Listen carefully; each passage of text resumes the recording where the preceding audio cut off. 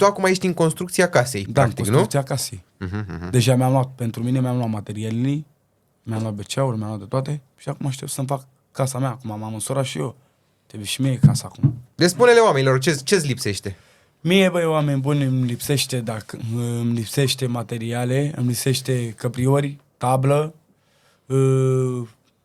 căpriori, ce mai lipsește mie, montanți pentru casă, termopane, lipsește, îmi lipsește mai multe, ciment, BC-uri, îmi trebuie mie. Îmi trebuie mai multe pentru casă, ca să pot să fac casa. Deja fundația aștept. Zugravul avem deja aici, Uite, meșterul e aici. Tu te pricep la zugrăvit, ai spus, da. La zugrăvit, Uite, da, vezi? mă pricep. Deci, Vasi, Da. crezi că atunci când Nițoi o să fie cu interiorul de făcut în casă, Suc? e apă, când o fi să fie cu interiorul în casă, crezi că poți să-l ajuți și pe el, să-i dai și lui acolo un glet, un var, un... Se poate, da. Zan. Uite, vezi? Deci, te-ai Îl întâlnit cu plătim, el. nu e problemă. Rămâneți să rămâneți în... Să rămânem Trebuie să rămâneți în legătură voi.